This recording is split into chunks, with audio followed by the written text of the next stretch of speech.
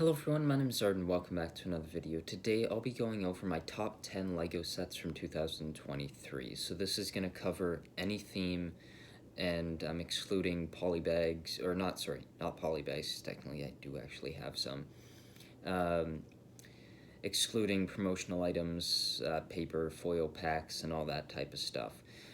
Just 10 sets, and I sort of tried to make sure that this list had a wide variety of sets from all sorts of themes, along with a variety of prices. I probably could just stack up 10 lists of the 10 most expensive sets, and there'd be some pretty solid ones there, and that could make a decent top 10. But I wanted to make sure that it had a lot of variety in the list, and these are 10 sets that I think are really amazing.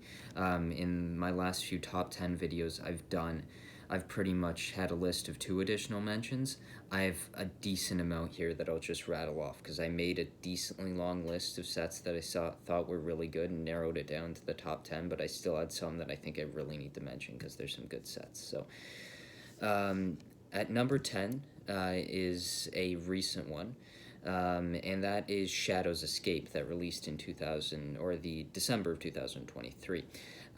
So it's a Sonic set, and it's a cheap set, really. It's a $25 set, $20 set, I don't know. It's not at the high end of prices. It has a beautiful Shadow minifigure, an amazing and well done and well built bike, some other additional builds. It's one of my favorite $25 sets I've ever seen LEGO do, and I really think it is a top of the line LEGO set, especially in that price range, and I don't think you see that very often where a set of that price can actually be as good as that. So number 9, another one that released in December, the Modular Museum.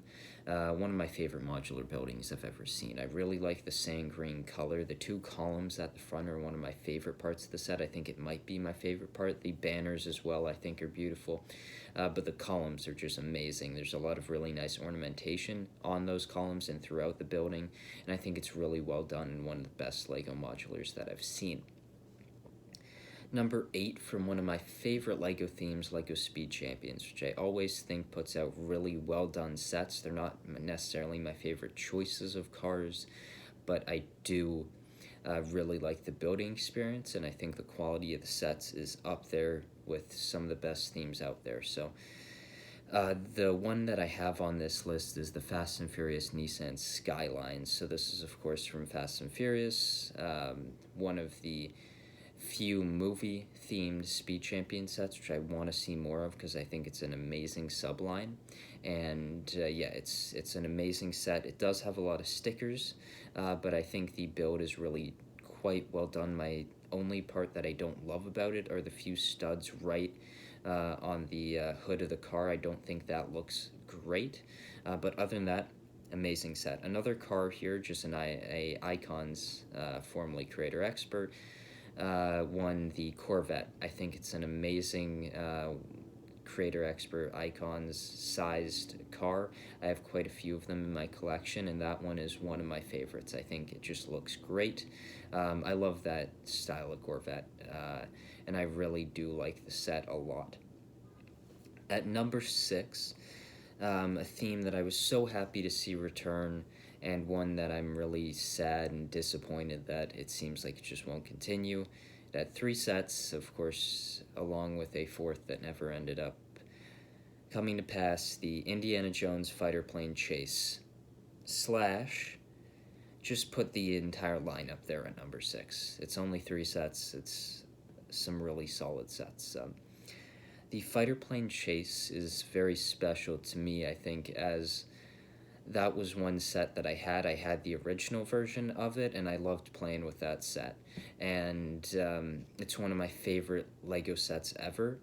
And seeing that set just reminded me so much of that set, as much as it only had the 2 planes in that one and then the 1 in this one. But I absolutely loved that set, and putting together the Indiana Jones sets just gave me a magic that I don't really feel with LEGO anymore. I feel like there was a point a few years back or even farther back than that where every time I'd build a set, I wasn't building as many sets each year, and it was sort of more special to build it. And I felt that with this. My most recent time I probably felt that was with the first time I built the Harry Potter sets in 2018. Cracking the top 5 here. Another icon set, the Eldorado Fortress, of course, a remake of some past LEGO pirate sets, taking a few aspects of different pirate sets and putting them together. I love the LEGO Pirates theme. My first LEGO set ever was a LEGO Pirates set, so I have a bit of a soft spot in my heart whenever LEGO does release new pirate sets. I love Pirates of the Caribbean, the theme. Any pirate-themed theme things, I just love it. I love the Eldorado Fortress. I think it's an amazing LEGO set. And yeah, I love that set. At number 4, the largest one so far, Gringotts. This was, of course, a long overdue Harry Potter set. I think with this, I would say overall, I'm satisfied with the Harry Potter theme at this point, and it could end. And I'm satisfied since we got Gringotts. I think there's some things that I still would like, especially the Durmstrang ship, but other than that, Gringotts is an amazing set. I think the minifigures are really quite well done. The exterior of the building, other than that sign right at the front that is split into 2 pieces, the sticker I don't have any issue with. It's that it's split into 2 pieces, which puts a gap between 2 of the letters. But overall, I think Gringotts is really well done. I don't love that it has the minecart base. It just feels like it added so much cost and pieces to the set that's just sort of unnecessary, especially in my case where I want to display my Gringotts along with my Diagon Alley stuff. I have no use for the base, and because of that, I could probably push it up even higher than 4th, up into like the 6th and 7th range because of that base. I don't love that base, and I really wish it wasn't there. I think that would reduce the price of the set by $100 or $200, and I sort of wish that had been the case. At number 3, I've got the Spider-Man Final Battle, of course, a set we're getting in addition to in January of 2024 with Sandman and the Lizard being big additions to it, but this one I thought was amazing. I loved getting the 3 Spider-Men, especially Andrew Garfield's. He's my favorite, and I loved getting that minifigure. All the other minifigures were really well done. The set's price wasn't crazy, and it was just a really amazing Marvel set, my favorite of the year. And I love that set. That's definitely, I think, a really solid set and deserves a spot in the top 3 because I just think it's it was a joy to build in each bag, getting these new characters that I didn't have before, outfits I didn't have before, and it was just a really exciting build process. At number 2, this is my top Star Wars set of the year. I had a video just focusing on Star Wars, and I only have one in this video, but it's my favorite set from the year from Star Wars, and it's the Executor Superstar Destroyer, the midi-scale one. Wonderful set. If you want to see more detailed thoughts on that, I do have that video, and I think it's a wonderful set. It's perfectly sized, perfectly priced, perfectly detailed. There's really no issues at all I have with this set. Now, the additional mentions, starting with a few polybags that I sort of want to lump into one bit of it. The Batman, Harry Potter, and Doctor Strange polybags. I thought they were amazing polybags. The Batman one had a solid build with a really great minifigure. The Harry Potter one had a cool Quidditch play feature that you could spin Cho Chang around. I thought that was really interesting. The Doctor Strange one, solid minifigure, gave you a solid build as well. 3 really solid polybags, and there's probably more I could mention there. It was a pretty solid year for LEGO polybags. Now, the other additional mentions is going to be a bit of a longer list. I think I'm just going to name them off. The Concorde, thought it was beautiful. It's, I think, a reasonably priced set. Of course, it's quite expensive, but I think it's really well done. The A-frame cabin, a wonderfully done building that I really just love the look of. It has some really cool techniques, really nice looking trees, the building itself, great idea set. The Friends Botanical Garden, one of my favorite LEGO Friends set, probably my favorite Friends set I've ever seen. I think it's a really solid set that is up there with an Icons Ideas style set. Of course, we're getting now the Ideas Botanical Gardens, but because of the release of this, I think it's completely void and unnecessary, because the quality of that Friends Botanical Garden is up there. It's really solid. Another later half of the year set, the Mario Piranha Plant display set. I thought it was a really cool Mario set that it wasn't overly expensive, but it really was a high detailed set, and I really like those. Just like the Executor Superstar Destroyer, I just love those sets where you can pack in all those details in a set that's not breaking the bank. It's a decently priced set and a really detailed display set, so really solid there. My last one here is a Jurassic Park set. Of course, the anniversary for Jurassic Park happened this year. They released several sets for it, but the cheapest one was my favorite, the Dilophosaurus Ambush. I've been wanting a Jurassic Park Jeep for a while now.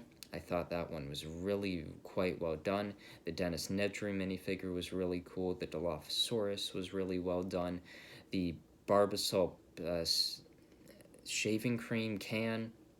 There was so much in that set, and just like the Shadows Escape, amazing $20-$25 set. I love when those sets can be as good as they are, is when they are good. I just think it's great to have those sets on shelves, and the Dilophosaurus Ambush, amazing set from the year. So that's all my honorable mentions.